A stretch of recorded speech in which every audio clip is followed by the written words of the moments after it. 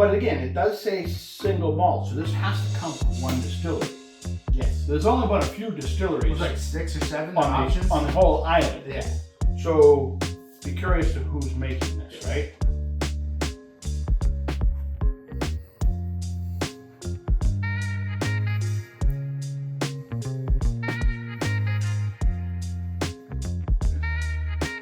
So welcome back to Florida, or from Florida, to New Hampshire.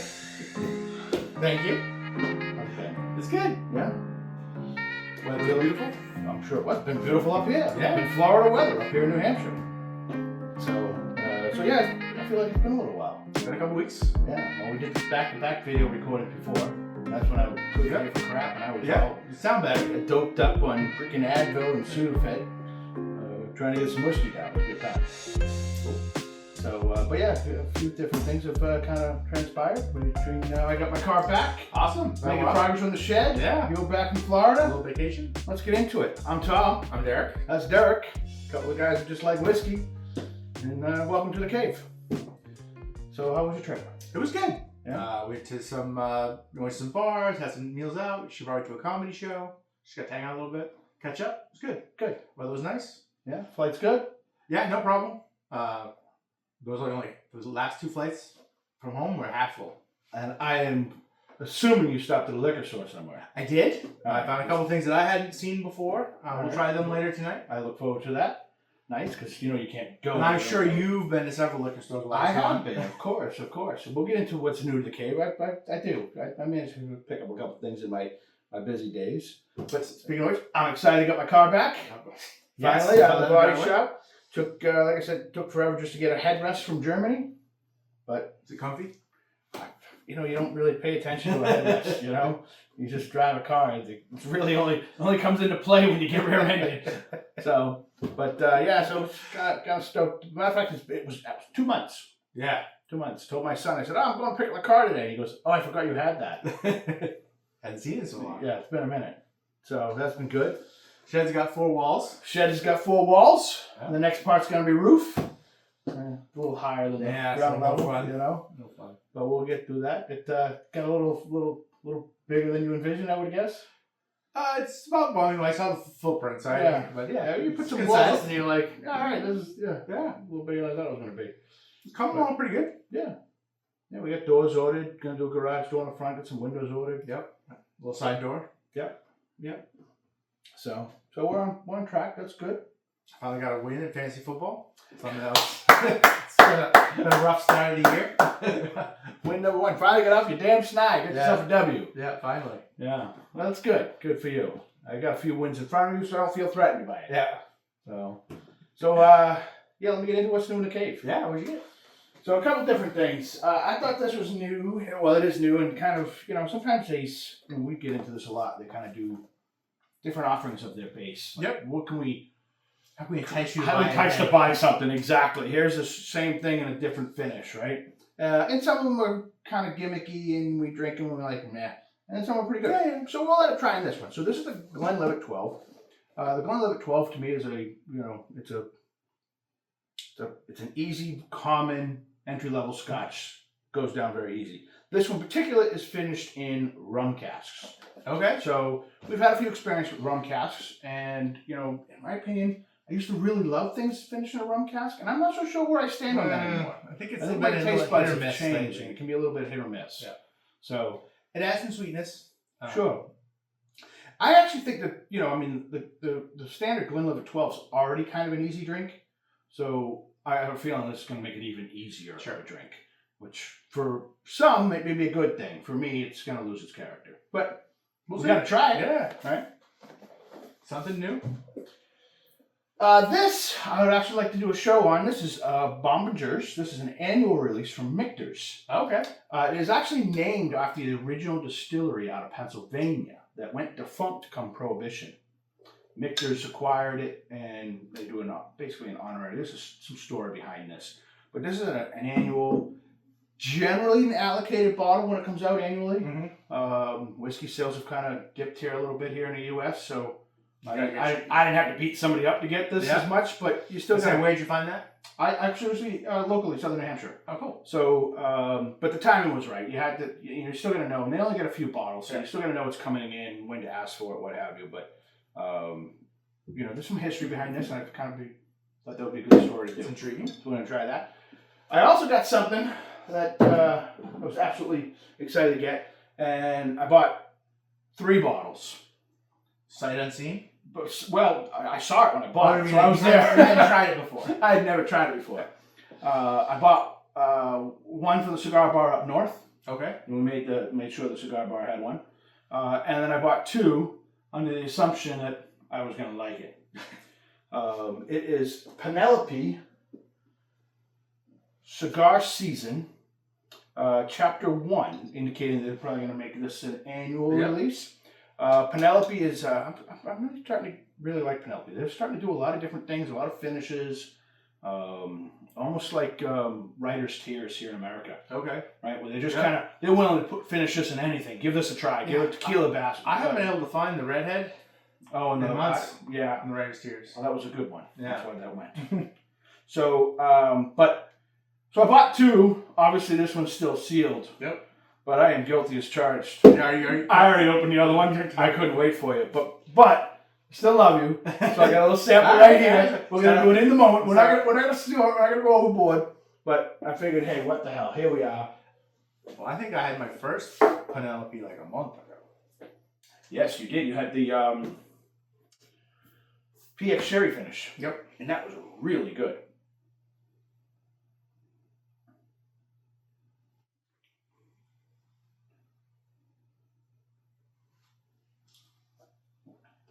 I knew you'd like that. That's delicious. It is delicious, isn't it? Mm. Yeah. I'm sure there's a few left in the States somewhere. Go grab them if you can. The store I went to, I did grab the last 3. Because I probably would have just assumed, would have grabbed another one. But yeah, I did have this on Friday night while you were in Florida. It's good. Guilty as charged, couldn't wait. Really enjoyed it, but so I figured, what the hell. That's really smooth. Nice finish. A little toasted characteristics to it. Absolutely. Yeah, Toasted graham cracker. So that's what's new to the cave. But well, that was a good pickup. Yeah. Well, So you ready for the main show? Yeah. All right. I'll take that. We'll move it aside. So yeah, I'm really stoked. What did we get in Florida? All right. So I hadn't seen this before. Yep. It's called Smokehead. Okay. An Islay Scotch, so peated. Yep. And then I got the 15, which oddly is in a 700 milliliter bottle. Oh, bastards. And then the Sherry Bomb. Yep. Which is a 750 milliliter bottle. Well, there's no rhyme or reason to that. Other than most production is going to move to the 700. So this might be... Really? Yeah. Well, that's what they use overseas. Well, this is the European standard. This has been the U.S. Correct. standard. So I think you're going to start seeing everything come to the 700 size. Not that you'll see a price reduction for your 50 less milliliters, but I think they're going to move everything over to the 700s. So that might be an example of where this is happening in this production facility. We like peated scotches, so I figured this would be interesting to try kind of side by side. So I didn't even know they made a 15. I've had this before. I think I got one here in a cave hidden somewhere. Yep. It's been a while since I've had it. But if I recall correctly, I think you're gonna like that. I think it's as it says on the front, Sherry Bomb. Deep, rich, dark fruit, smoky peat. Do you have a preference on where you want to go? Want to start with? I was inclined to start with this one. Yeah, let's do that. And Let's do that. And then go to the kind of standard. There's kind of standard 15 you're offering. So, what's the story with Smokehead? It's an Islay single malt whiskey. So, there's no Smokehead distillery. Not to my knowledge. They don't tell you where. I believe that this guy who he puts his name on a bunch of these things. He goes and works with different distillers and makes kind of specialized offerings. And I think a lot of this is a little bit of a marketing effort, right? So bold imagery on there, something to try, not the kind of stuffy, kind of classic Scotch look. So it's kind of an effort to introduce kind of peated whiskey to a different generation. Hence the skull and the marketing and whatnot. So, but again, it does say single malt, so this has to come from one distillery. Yes. There's only about a few distilleries. It was like 6 or 7 on options on the whole island. Yeah. So be curious to who's making this, right? I guess that's the secret. Yeah, so the scuttlebutt on the internet says it could come from Lagavulin, which would be interesting. Yep.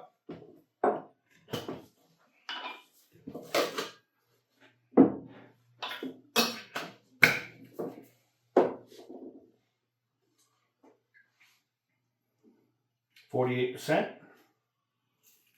96 proof. Which is a little higher than the regular, the 15-year.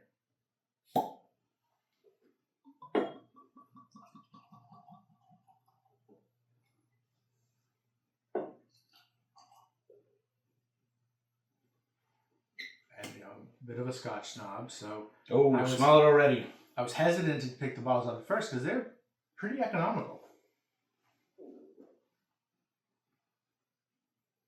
Indulge your senses with a peaty smokehead that's been boldly blasted by Oloroso sherry casks, emerging full-bodied, fruity, and fierce, spicy and smooth. A whiskey that's more explosive than an Armada Cannonball. Armada Cannonball. What's an Armada Cannonball? Teach me something. Armada, like a bunch of ships. Oh, okay. Ooh. Too vibrant. Yeah, I mean it's like first nose is a lot of peat, and then after you get it a little bit, you start picking up the rest of it. This is so in the selection of peated noses or peated scents I get, I think this is more brisket, barbecue. Yeah, I was thinking more like summer campfire. No, I'm getting some meat. Mm-hmm. Some sauce. Dark fruit. I expected that. Yep. But yeah, that's what I'm getting. I'm getting more of the food side. I get a little hint of Lefroy.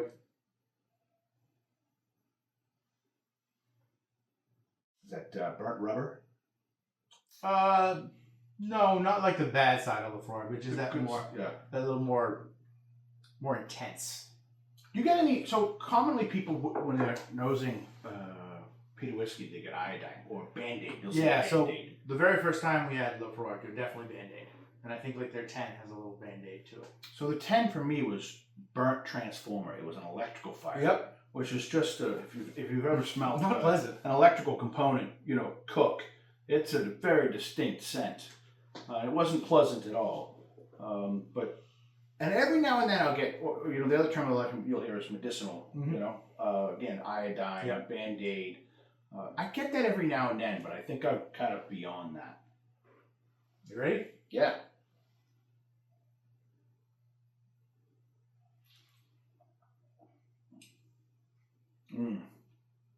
That's good.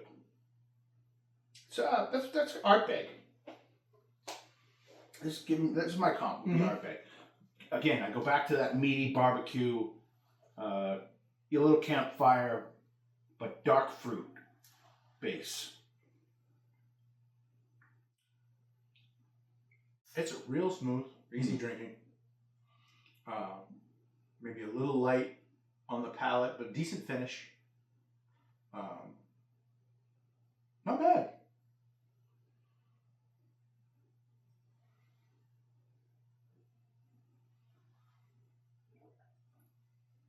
Yeah, I didn't think the palate was bad. I didn't think it was that light. I thought if you let it sit there for a moment, you can actually let the flavors get into the tongue. Again, it's like I just keep going back to like a brisket. And you pick a little slab of that and stick it in there and you let it soak all in. A little burnt end. A little burnt end, yes. Yeah, that's not bad. Is it aligned with what you remember? Generally, yes. Yeah. Again, I recall it being dark fruit, more of a long lasting. very long lasting, which is again typical of the peated whiskey. I mean, you don't have to go back to this because you're still tasting it. Yeah. This is going to be on your tongue for 10 or 15 minutes. I don't really notice it's proof, only slightly higher proof, but I don't think it drinks a 96. no, I don't notice that at all. Yeah.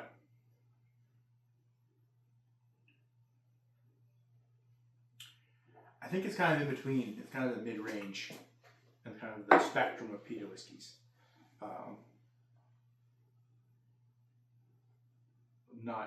Not as, kind of greasy griddle as it can get. Sure. But not as springy, fresh as it can. Kind of Yeah. spectrum. Yeah, well, this It's is kind of definitely in the not the lighter side of peat. Or when I say lighter, I mean, spring, airy, fresh rain kind of tendencies of the peat. Definitely richer, bolder, a little bit more thick. And you're drinking something. Yeah, but I wouldn't. I would not describe it as thick. I would actually describe it as a little thin. Yeah, maybe we're a little. And that's something a different physical. When I say Yeah, that, I know you're that's a talking physical. physical characteristic. That kind of, I didn't think it was that thin. like how it wets out my tongue. It wets out my tongue very quickly. Yeah. Interesting. Well, let's try the next one. Okay. I'll set that aside in case I want to do a comparison. Comp? Yep. So this is 15 years in the cask. This Smokehead older and bolder, so I assume it's just because that was not age stated. Not age. So I guess that one's a little younger. I would guess it's younger. I would say that if they're not putting 8 at minimum on it, then they don't want to talk about it. Mm-hmm. So this could be substantially older, is my point. I'll let you do the honors.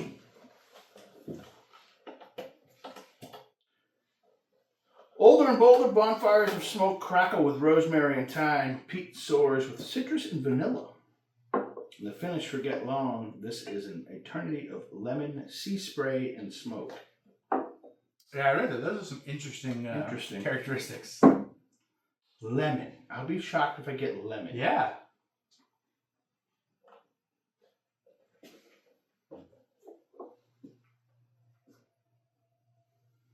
I would say it's This is fresher. Fresher and subtler. Yes, this is not in your face robust like the other one at all. This is more springy. Yeah, at least at first sniff. Subtle but good. Mm.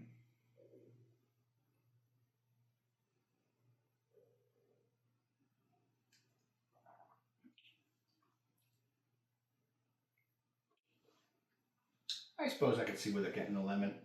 I don't know if I would have plucked lemon. I wouldn't have called it lemon, but it does have this kind of citrusy kind of aftertaste. Yeah, it does. Finish. The way it finishes. Yep.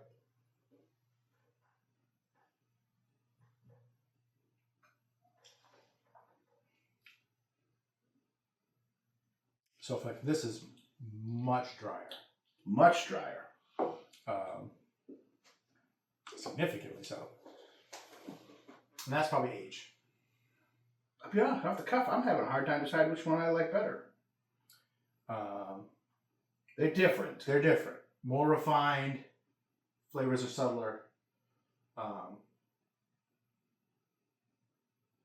And this is more of that leather-bound book.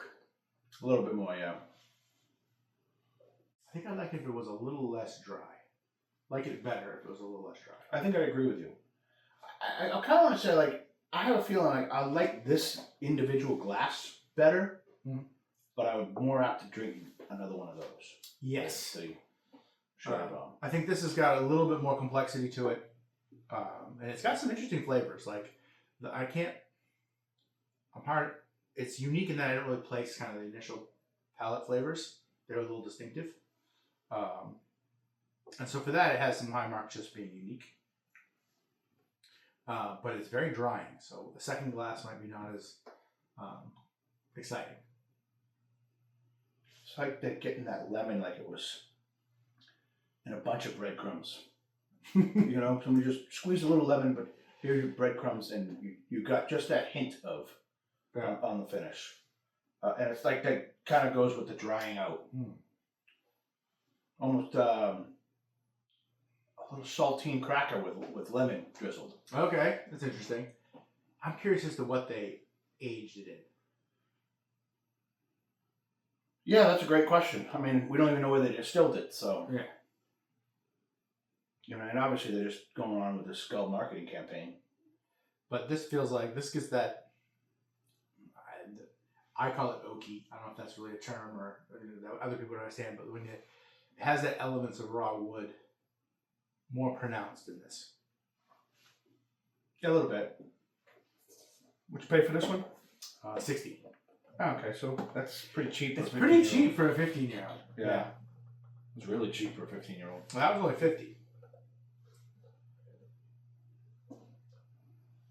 Which I was somewhat hesitant. Would you buy either one again?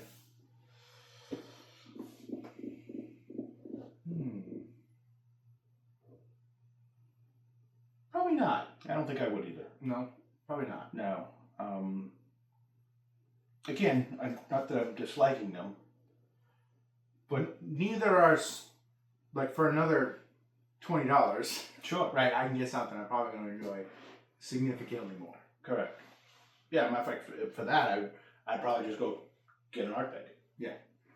Because we're talking similar money, a little bit more. I get a little bit more cast strength, Mm-hmm. barrel proof art bag. Yeah. But you know, I mean, ultimately, I assume, you know, they're purchasing off barrels and rebranding. Yeah, them. potentially, or we didn't, we had this excess production. Correct. Right?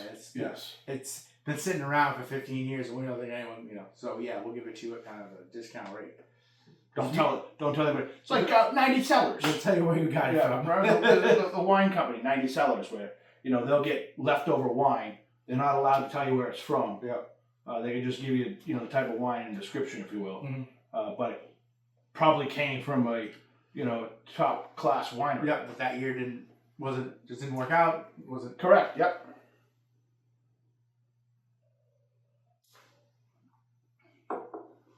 Well, we got 2 to score. Yeah, that I would not have a second glass. This the more I drink of this, the more it's just drying out too much. Mm-hmm. Too much.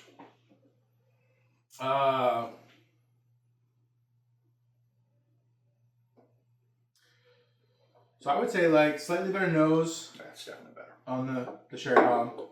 So say like 8.2 and 7.9 nose. Finish only like 7.6.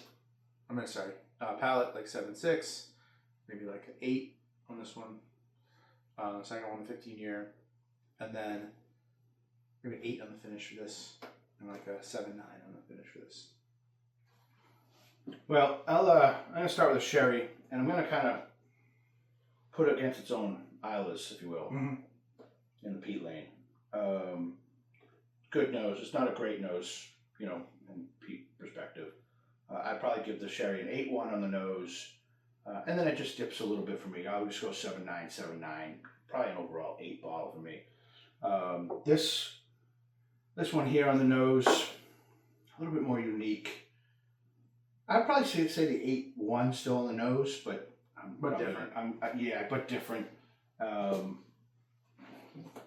7.4. The finish. The more you drank it, the more I drank, the more it's like I'm just not digging this. Yeah. So there's that. But I agree. I don't think I'd buy either one of them again. If I did, it would be the sherry. If I was over at your house or your house or your house, and that's what you were pouring, It's fine. I'd absolutely be grateful. Yeah. Penelope was probably the best thing. We have had We've so had far this- tonight. so No far question. tonight. 100%. 100%. Sorry we did that in reverse order. Well, I mean, it's fine, right? It's nothing. There's nothing wrong with them. They're okay.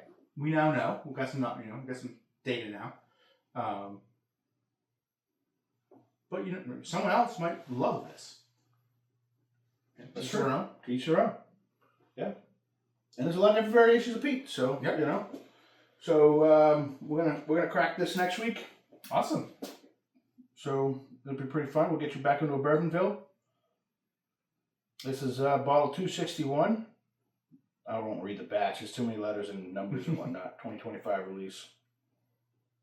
So we'll see you next week on that. As usual, you got anything you want to recommend, share, send us something? Yeah, reach out. Let us know. I'm Tom. I'm Derek. That's Derek. We'll see you next time. Good night. Cheers.